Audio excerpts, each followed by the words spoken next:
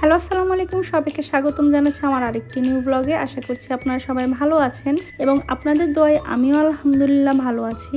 আবারও অনেক দিন পর আপনাদের সামনে হাজির হলাম আরেকটি নিউ ব্লগ নিয়ে। আশা করছি আপনাদের ভালো লাগবে। তো এটা হচ্ছে মূলত নভেম্বরের লাস্টের দিকের একটি ভিডিও, যখন আমার আব্বু আম্মু দেশে ছিলেন। তখন আমার এক আন্টি আমাদের বাসায় সবার জন্য বিরিয়ানি রান্না করে নিয়ে এসেছিলেন।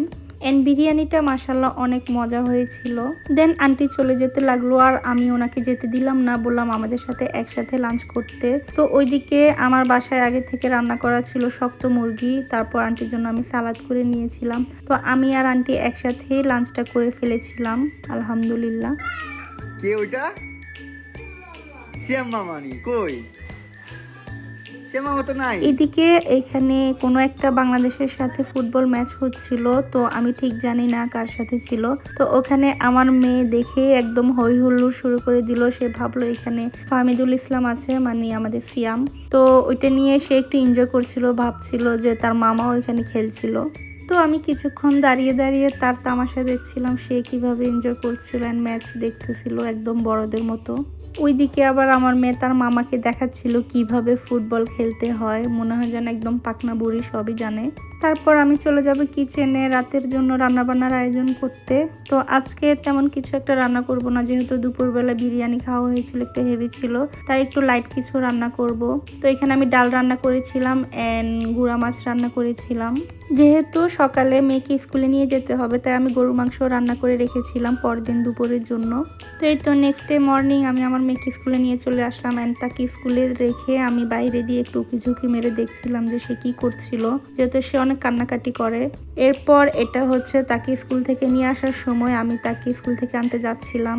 এরপর স্কুলের সামনে গিয়ে তো আমি সারপ্রাইজ দেখলাম যে তার বাবা আমার আগেই তাকে নিতে চলে এসেছে। এই যে রাস্তায় একদম ফকিরের মতো বসে বসে ফোন চালাচ্ছিল।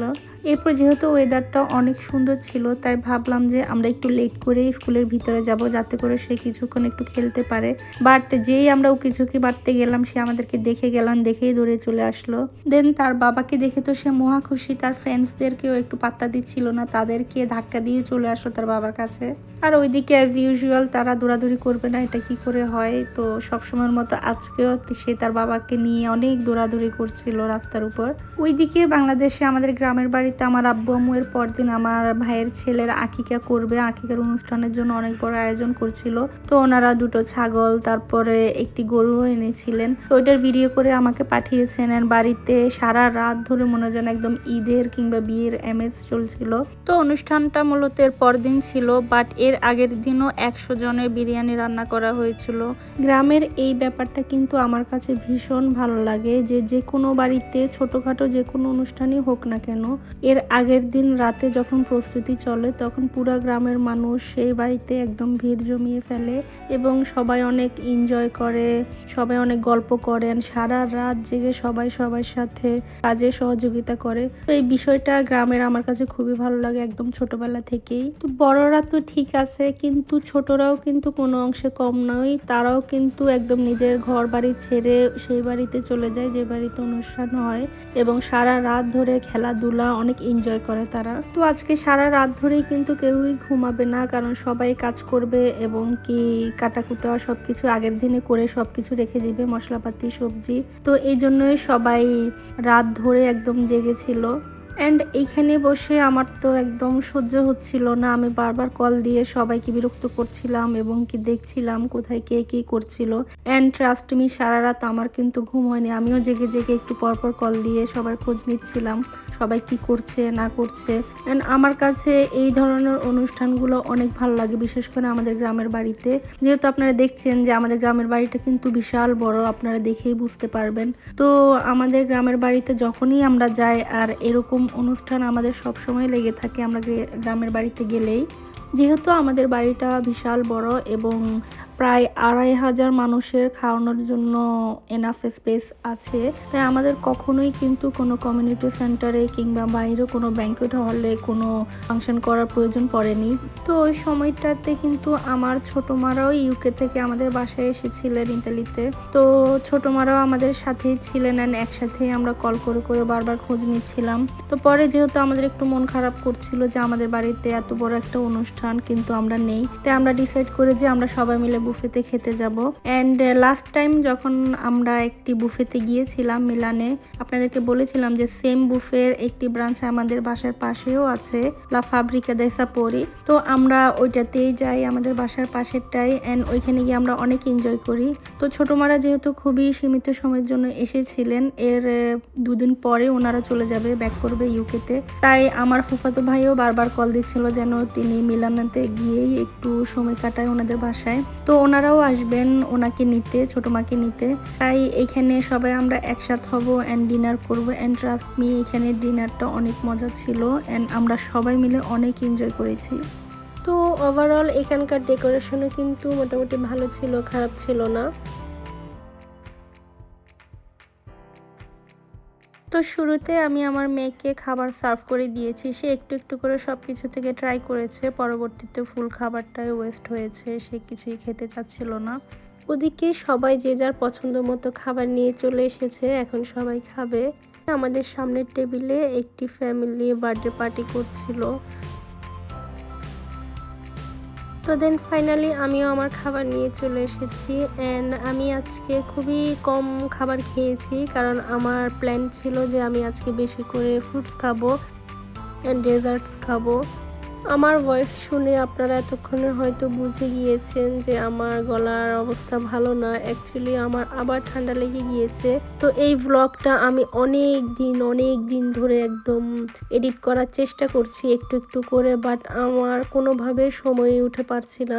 তার উপর আবার অসুস্থতা মিলেই মানে আমি কিছুই করতে পারছি না আসলে। আর যেমন ব্যস্ততা তেমনই অসুস্থতা। আমার মেয়ের, আমরা দুজনেই খুব অসুস্থ।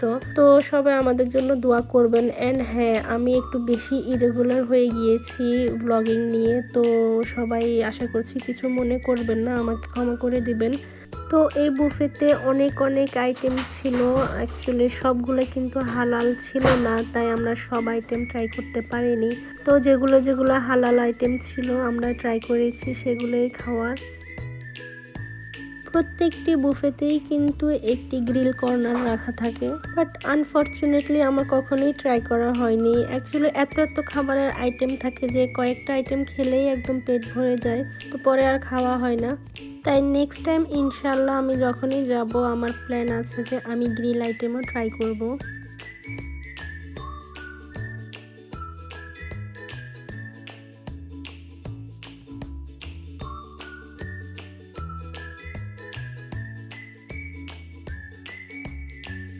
তো এই তো আমি আমার ফ্রুট কর্নারে চলে এলাম, অ্যান্ড এখান থেকে আমি অনেক ফ্রুটস নিয়ে গেলাম। তারপর ডেজার্ট দেখে তো আমার মাথা নষ্ট হয়ে যাচ্ছিল। অ্যাকচুয়ালি আমি ডেজার্ট লাভার না, তবুও আমার সেদিন কেন যেন মানে কেক খেতে ইচ্ছে করছিল খুব, এবং কি অনেক আইটেমের কেক ট্রাই করতে ইচ্ছে করছিল। তো আমি সব ধরনের একটা করে নিয়ে এসেছি। অ্যান্ড অবভিয়াসলি আমি এটা পুরোটা আমি একা খাইনি, এগুলো সব আমরা শেয়ার করে খেয়েছি। ওইদিকে আমার দু বোনও তারা কেক ট্রাই করে দেখছিল কোনটা বেশি মজা। তো অলমোস্ট সবারই ডিনার করা শেষ, এখন সবাই বসে আড্ডা দিচ্ছিল, গল্প করছিল, এবং কার কাছে কোন কেকটা বেশি ভালো লেগেছে সেটা নিয়েও ডিসকাস করছিল ওরা।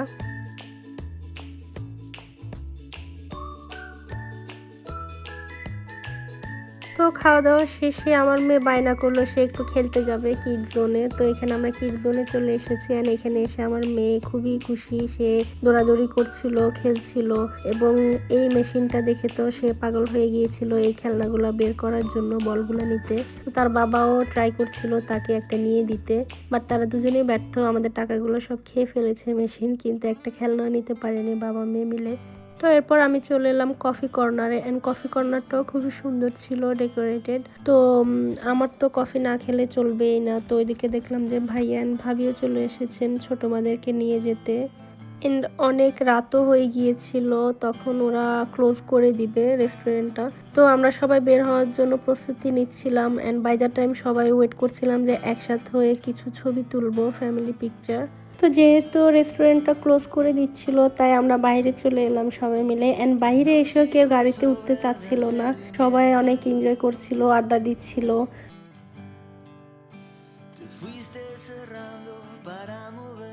তো ওইদিকে ভাবি অ্যান্ড ছোট মা দুজনেই কর্নারে দাঁড়িয়ে গল্প করছিল, অ্যান্ড আমাকে টিজ করছিলেন। তো এই তো রেস্টুরেন্টের সামনে আমার বড় ভাই পেট ফুলে দাঁড়িয়ে আছেন অ্যান্ড তার সাথে আমার ভাইরা মজা করছিল। তো অন্যদিকে আমার মেয়ে এবং আমার ভাইয়ের ছেলে আনাফ ওরাও খুব এনজয় করছিলেন। ওদের আমি একসাথে পিকচার তোলার চেষ্টা করছিলাম, বাট ওরা কোনোভাবেই মানে পোজ দিচ্ছিল না।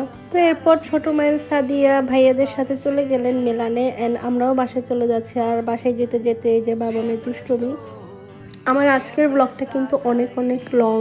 ইউজুয়ালি অন্যদিন কিন্তু আমি এত লং ভিডিও দেই না, বাট যেহেতু আমি অনেক দিন পর দিচ্ছি তাই আমি একদম লং একটি ভিডিও আপনাদের সাথে শেয়ার করছি। তো আশা করছি আপনারা কেউ বোর হবেন না, আপনারা ভালো করে ভিডিওটা দেখবেন। দেন এটা হচ্ছে পরদিনের সন্ধ্যাবেলার ভিডিও, যখন আমাদের ক্রিসমাস লাইটগুলো অন করা হবে। তো এখানে সবাই একসাথে হয়েছি আমরা সেন্টার এরিয়াতে অ্যান্ড সবাই মিলে ওয়েট করছি কখন আমরা কাউন্টডাউন করব অ্যান্ড লাইটসগুলো অন হবে। দেন ওখানে যাওয়ার পর দেখলাম যে আমার ভাই জাহিদও সেখানে ডিউটি করছিল। সে যেহেতু পার্ট টাইম হিসেবে সিভিল প্রোটেকশনের কাজ করে। তারপর আমরা দুই ভাই বোন মিলে কিছুক্ষণ গল্প করলাম। এরপর আমরা চলে গেলাম এক কর্নারে, যেহেতু তাকে কাজ করতে হবে। তো লাইট অনের জন্য প্রচুর মানুষ একসাথে হয়েছিল, সবাই অনেক এনজয় করছিল অ্যান্ড নানান ধরনের স্টলও বসেছিল। ওখানে একদম মেলার মতো একটি আমেজ হচ্ছিল। ওইদিকে আবার ওখানে মান্যগণ্য ব্যক্তিদেরকেও আমন্ত্রণ করা হয়েছিল এবং কি সিটি মেয়র সবাই ছিল এখানে। প্লাস হচ্ছে অনেকগুলো আর্টিস্টকে আনা হয়েছিল কনসার্ট করার জন্য। তো এখানে অনেক কিছুই ছিল, ড্যান্সিং, তারপরে সিঙ্গিং কিংবা ম্যাজিক, অনেক ধরনের শো হয়েছিল। তো সব কিছু মিলে খুবই সুন্দর হয়েছিল অ্যান্ড বাচ্চারা তো খুবই এনজয় করেছে। অ্যান্ড উপর থেকে বারবার ড্রোন দিয়ে যখন ভিডিও করা হচ্ছিল আমি ওটাই ক্যাপচার করছিলাম, কারণ আমার মেয়ে সেটাকে দেখে একদম ভেবেছিল যে স্পাইডারম্যান। তো আমি বারবার ওটাই ক্যাপচার করার চেষ্টা করছিলাম ড্রোনটা। তো আমার খুব ইচ্ছে ছিল কনসার্টের ভিডিওগুলো আমি একদম মিউজিকটা আপনাদের সাথে শেয়ার করব, বাট যেহেতু কপিরাইটের একটি সমস্যা আছে তো আমি আর শেয়ার করতে পারিনি, কারণ মিউজিক দিলে কিন্তু আমার ভিডিওটা মিউট করে দিবে কপিরাইট দিয়ে। তবুও আমি টুকিটাকি শেয়ার করার চেষ্টা করেছি যতটুকুতে কপিরাইট আসবে না।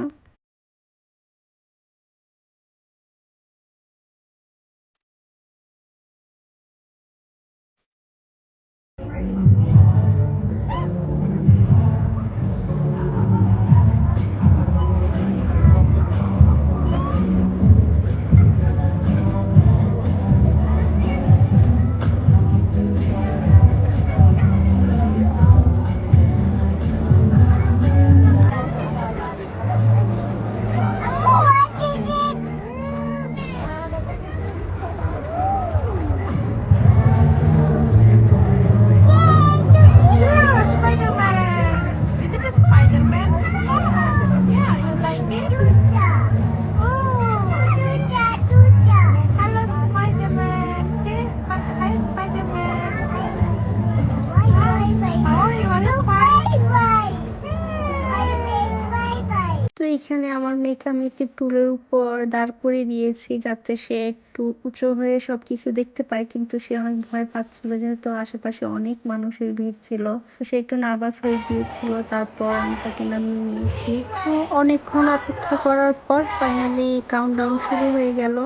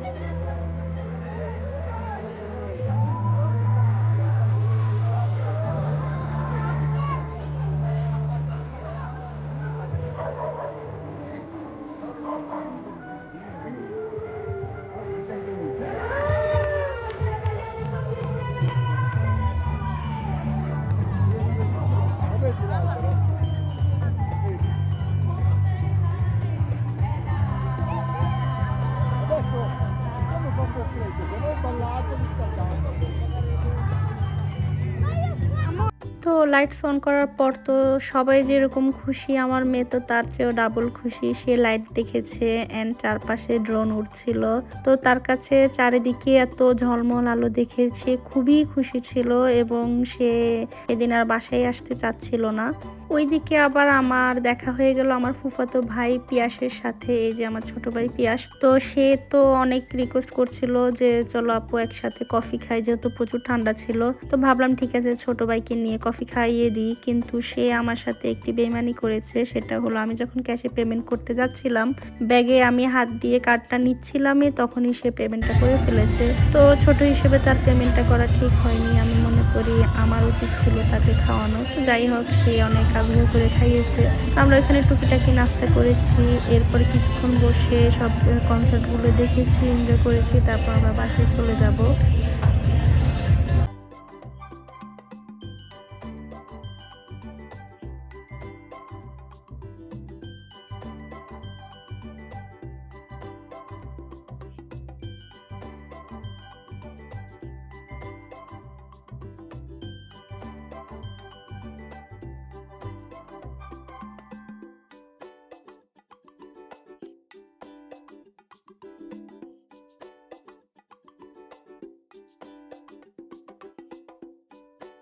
তারপর আমার ছোট বোন ওখানে ক্র্যাপের স্টল দেখলো, তো সে বলল আপু চলো আমাকে ক্র্যাপ নিয়ে দাও। তো তাকে আমি ক্র্যাপ নিয়ে দিচ্ছিলাম।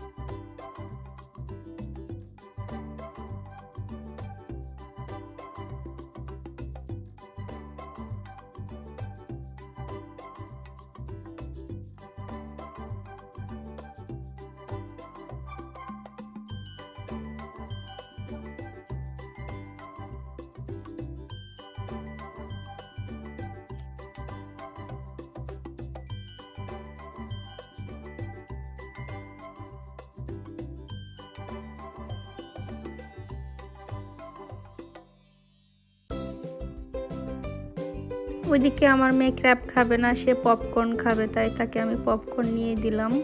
দেন সামনে গিয়ে দেখলাম যে ওখানে চেস্টনাট বিক্রি করছিল, আই মিন কাস্তাইয়ে। তো কাস্তাইয়ে তো আমার অনেক ফেভারিট, তো আমি না নিয়ে থাকতে পারলাম না।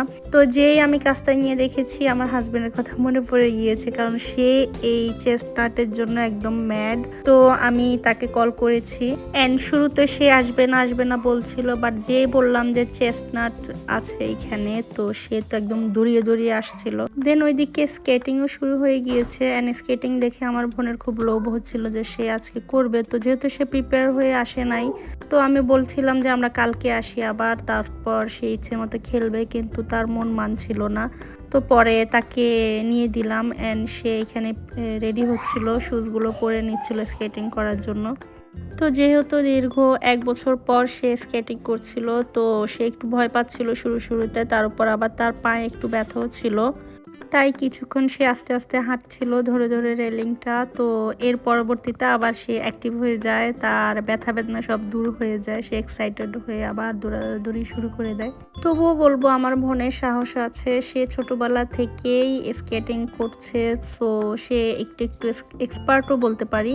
কিন্তু আমার সে সাহসটি নেই। আমি ছোট থাকতে আমি অনেক ট্রাই করেছি, একবার করেছিও স্কেটিং, বাট আমার খুবই ভয় লাগে, আমার কেন যেন গা কাঁপা শুরু হয়ে যায়, আমার একটু ফোবিয়া আছে, তাই আমি অত বেশি ভালোভাবে করতে পারি না স্কেটিং। তো অনেকক্ষণ পর্যন্ত আমরা বাহিরে ছিলাম, যেহেতু আমার রান্নাবান্নার কোনো প্যারা নেই, আজকে আমি সবকিছু রান্নাবান্না করে এসেছি, জাস্ট ভাতটা রান্না করব গিয়ে। তো বাসায় ফেরার সময় ক্রেম গ্লাসে দেখে তো আমার বোন সে বলছে আপু আজকে আমি বাসায় গিয়ে ভাত খাবো না, আমাকে তুমি আইসক্রিম নিয়ে দাও। তো তারপর আমরা দু বোনই আইসক্রিম নিয়ে নেই অ্যান্ড ফ্রুট মিক্স করে নেই। ওই আইসক্রিমটা আমার কাছে খুবই ভালো লাগে, মাছেদনিয়া। এর আগে যখন খেয়েছিলাম খুবই ভালো লেগেছিল, বাট সেদিন একটু ডিসঅ্যাপয়েন্টেড ছিলাম আমরা, যেহেতু আমাদের পছন্দের ফ্রুটসগুলো দেয় নাই, সব কিছুতে পেঁড়া এবং কি গ্রিন অ্যাপল দিয়েছে, যেটা আমরা দু বোনের মধ্যে কেউই খাই না, পছন্দ করি না। তো তবুও যেহেতু নিয়ে ফেলেছি তাই আমরা খেলাম। তো আইসক্রিম খাওয়ার পর ঠান্ডার মধ্যে আমার আরও বেশি ঠান্ডা লাগছিল, তার উপর আবার প্রচুর মাথা ব্যথাও ছিল, যেহেতু অনেকক্ষণ ধরে আমরা বাইরে ছিলাম, তাই আমি একটি ক্যাপুচিনো নিয়ে নিলাম। তো রিভিউ হিসেবে আমি এটাই বলবো যে ওদের খাবারের মানের চেয়ে বেশি ভালো লেগেছে আমার কাছে ওদের ডেকোরেশনটা। চারপাশে খুবই সুন্দর ক্রিসমাস ডেকোর করা ছিল, তো আমার কাছে খুবই ভালো লাগছিল। চারদিকে লাইটিং ছিল, তারপরে নানান ধরনের ফুল দিয়ে ডেকোর করেছে। তো আজকে ওভারঅল অনেক এনজয় করা হয়েছে, অনেক ঘোরাঘুরি হয়েছে, বাচ্চারাও খুবই এনজয় করেছে। তো বাচ্চারা স্যাটিসফাইড, তার মানে আমিও স্যাটিসফাইড, যেহেতু বাসায় সারাক্ষণ আমি কাজে ব্যস্ত থাকি, তাদেরকে সময় দিতে পারি না। তো এরপর আমরা বাসায় চলে গেলাম। অ্যান্ড এটা হচ্ছে এর পরদিন আমার ভাই ফার্নিচার শোরুমে গিয়েছিল তার রুমের জন্য বেড কিনবে, যেহেতু আমার ভাইয়ের বই রিসেন্টলি আসবে সম্ভবত। তো ওইটার জন্য আমরা বেড দেখছিলাম, অ্যান্ড এই বেডটা তার খুব পছন্দ হয়েছে। অ্যান্ড এটা যেহেতু বক্স খাট, তাই এটার মধ্যে অনেক কিছু স্টোর করে রাখা যাবে, তাই আমার ভাইয়ের এইটাই ভালো লেগেছে। বাট আমার এর পরবর্তীতে যে বেডটা দেখিয়েছে সাদা হোয়াইট কালারের, ওই বেডটা আমার বেশি পছন্দ হয়েছে। বাট যেহেতু আমার ভাইয়ের ছেলে এখনো ছোট, তো বাচ্চা থাকতে অ্যাকচুয়ালি হোয়াইট কালারটা না রাখাই বেটার, কারণ তারা ময়লা করে ফেলে, যেহেতু তারা অবুঝ বাচ্চা, তারা বুঝে না। তো এই বেডটা আমার খুব পছন্দ হয়েছে। আমার ভাই বারবার আমাকে বলছিল আমিও যেতাম, বাট আমি তার সাথে যাইনি, যেহেতু দুটো বাচ্চা বাসায় আছে, তাদেরকে নিয়ে একটু হ্যাসেল হয়ে যায়, তাই আমি আর গেলাম না। তো পরবর্তীতে প্রথম যে ব্যাটটা দেখেছিল সেটাই আমরা ফাইনাল করেছি। তো আশা করছি আজকের ব্লগটা আপনাদের কাছে ভালো লেগেছে। ভালো লাগলে অবশ্যই আপনারা like, comment, share and subscribe করতে ভুলবেন না। টিল দেন সবাই ভালো থাকবেন, সুস্থ থাকবেন। আল্লাহ হাফেজ।